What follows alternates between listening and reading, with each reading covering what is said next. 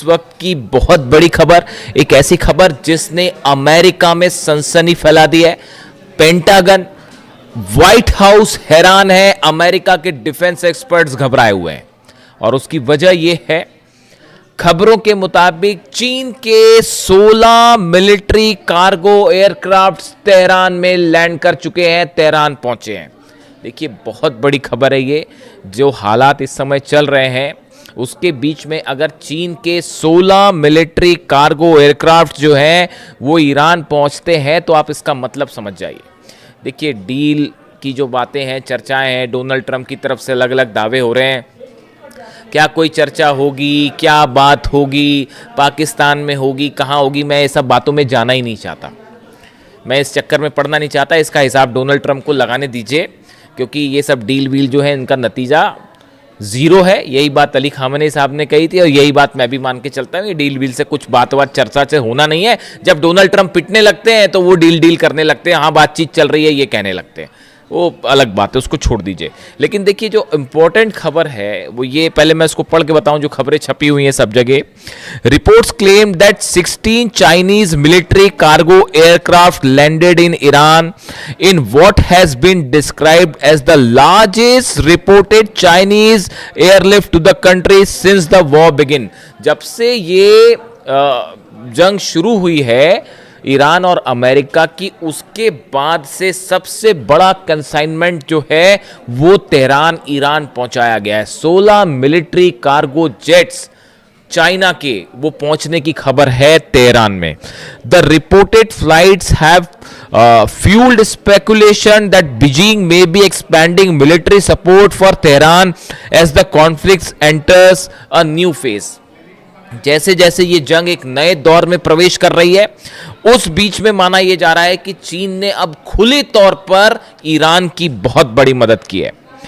इसके पहले भी देखिए इस तरह की खबर थी, अलग अलग सोर्सेज से आपने देखा ही होगा कि 400 से ज्यादा जो शोल्डर मिसाइल्स होती हैं, शोल्डर मिसाइल्स फायर की जाती है, मैनपैड्स कहते हैं जिसे, जो कि एक प्रकार का डिफेंस सिस्टम है, ऐसे 400 सिस्टम्स देने की बात हो रही थी। हालांकि देखिए खबरें क्या छपी इंटरनेशनल मीडिया में कि चीन की तरफ से ये शोल्डर मिसाइल्स जो कि कंधे पे रख के चलाई जाती हैं और जो एयरप्लेन, जो लो फ्लाइंग ऑब्जेक्ट्स होते हैं जैसे एयरप्लेन हो गया या लो फ्लाइंग ड्रोन्स हो गए, उनको गिरा देते हैं। खबरें छपी इंटरनेशनल मीडिया में कि ये चीन पहुंचाने जा रहा है ईरान को और डील हो गई है 400। मेरी खबर थोड़ी सी डिफरेंट है साहब, वो सोर्सेज रखने पड़ते हैं। इसमें से एक बड़ा हिस्सा तो पहले ही जा चुका था इसका, और इस पे तो अमेरिका में जो है वो रिसर्च भी शुरू हो गया कि कुछ जो प्लेन्स तबाह हुए अमेरिका के, ईरान ने जो तबाह किए कई ड्रोन्स, खासतौर पर वो रिपर ड्रोन्स जो मार गिराए हैं, वो सबसे महंगे वाले MQ-9 रिपर ड्रोन्स जो बड़े कीमती होते हैं, उसको मार गिराए। उसमें बताया जाता है कि ये मैनपैड्स मिसाइल्स यूज़ की गई और कई जो ड्रोन्स गिरे हैं उसमें इसका इस्तेमाल किया गया। तो उस पर तो ऑलरेडी रिसर्च चल रही है अमेरिका में। तो ये खबर जहां से भी आई होगी, जिस सोर्स से भी आई होगी, थोड़ी सी लेट आई हमारे हिसाब से, तो वो काफ़ी सारे पहले ही पहुंच गए। तो हो सकता है एडिशनल 400 और डिफेंस सिस्टम जा रहे हो। लेकिन ये जो 16 मिलिट्री कार्गो जेट्स पहुंचने की खबर है, इसके दो एस्पेक्ट हैं। पहला एस्पेक्ट तो ये समझिए कि चीन ने बड़ी हथियारों की मदद शुरू कर दी है। इसमें मिसाइल्स भी हो सकती हैं, और अगर मिसाइल्स नहीं है तो मिसाइल बनाने का सामान है, वो मटेरियल है सॉलिड फ्यूल। देखिए इसी को लेकर जो है बंदर अब्बास में हमले हुए थे। बंदर अब्बास में बताया जा रहा था कि कार्गो शिप्स जो हैं चाइना के, वो वहाँ पर पहुँचे हैं और उसमें जो मिसाइल्स ईरान की हैं, इसके लिए जो सॉलिड फ्यूल मटेरियल इस्तेमाल होता है वो पहुंचाया गया चीन से। और इसी को टारगेट करते हुए इजराइल ने बंदर अब्बास पर अटैक किए थे और वहाँ पर आग भी लगी थी। क्या ये 16 जेट से, बड़ा जो सवाल है कि ये जो 16 जेट लैंड किए हैं, इससे क्या चाइना ने एक बड़ा संदेश देने की कोशिश की है डोनाल्ड ट्रंप को और अमेरिका को? देखिए एक तो स्तर पे आप ये सोच सकते हैं कि हथियार सप्लाई किए हैं चाइना ने और वो ईरान की मदद कर रहा है, बड़ी साफ बात है।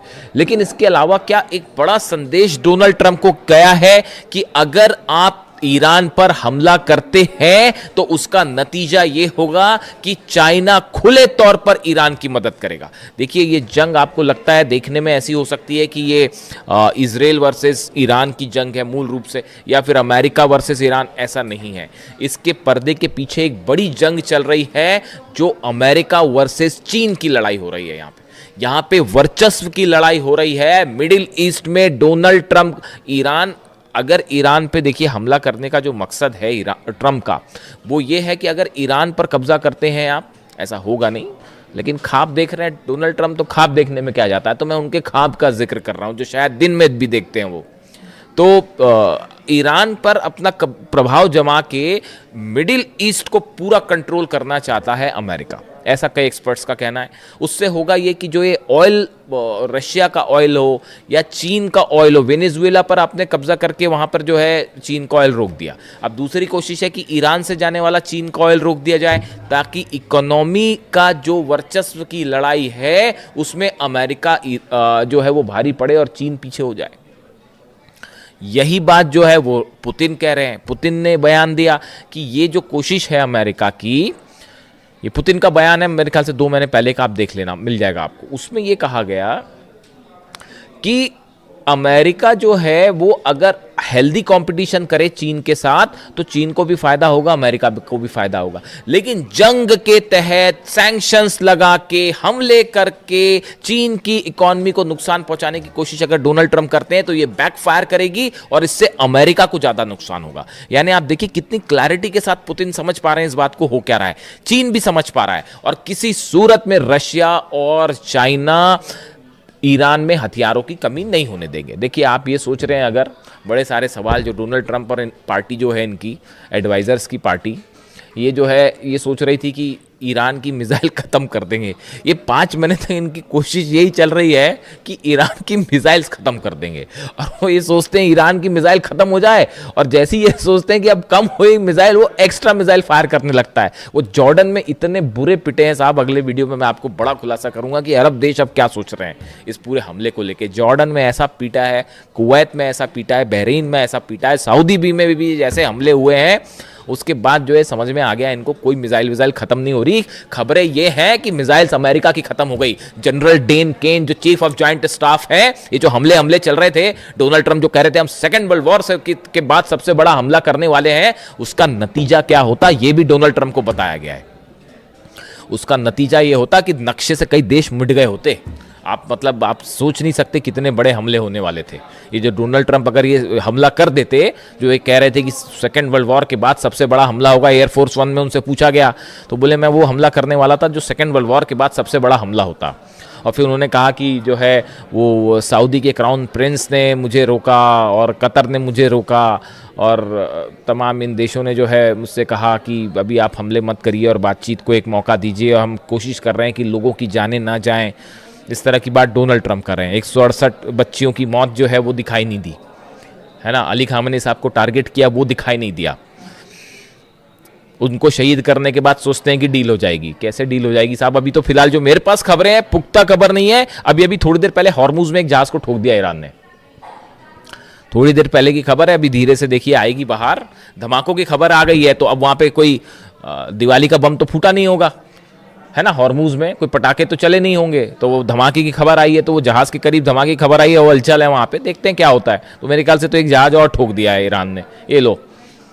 तो अब हालात ये है, देखिए मामला ये है कि ये चाइना और रशिया किसी भी सूरत में ईरान के मिसाइल पावर के लिए जो मटेरियल सप्लाई है, टेक्निक ईरान के पास है। लॉन्ग रेंज मिसाइल्स बनाने में जो है वो ईरान बैलिस्टिक मिसाइल्स बनाने में, अपने टारगेट अचीव करने में कोई मुकाबला नहीं है। ना फतह का, ना खुर्रमशहर का, ना सेजिल का, कोई मुकाबला ही नहीं है।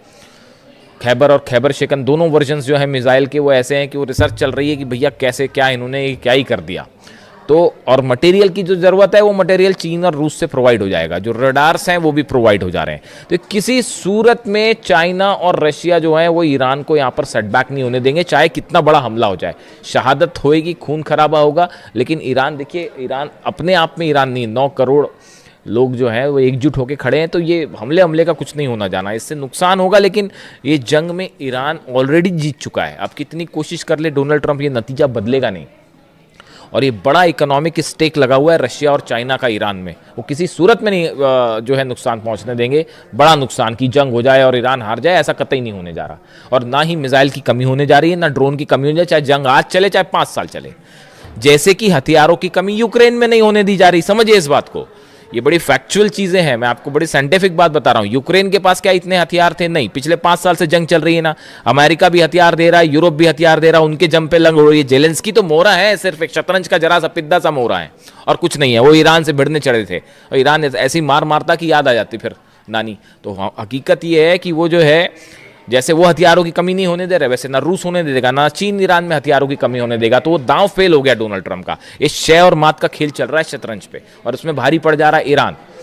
तो वो हथियारों की कमी होने नहीं देगा। तो अब और जंग करना जो है वो तो हौसले की बात है। वो ईरान में कूट कूट के भरा हुआ है, ईरान की लीडरशिप में कूट कूट कर भरा हुआ है। उसी का नतीजा है कि ये जो हो रहा है। तो पहली चीज़ तो ये जो हथियार पहुंचे हैं वो फिर एनालिसिस हो रहा है कि चीन ने क्या पहुंचा दिया भैया, पहली बात ये। दूसरी, इस तरह भी खबरें हैं कि रशिया से भी कुछ पहुंच गया मटेरियल नया, उसको लेकर जैसी कंफर्मेशन आएगा मैं आपको बताऊंगा। इस तरह की खबरें हैं कि मिसाइल से जुड़ा कई सामान जो है वो रूस की तरफ से भी ईरान भेज दिया गया है।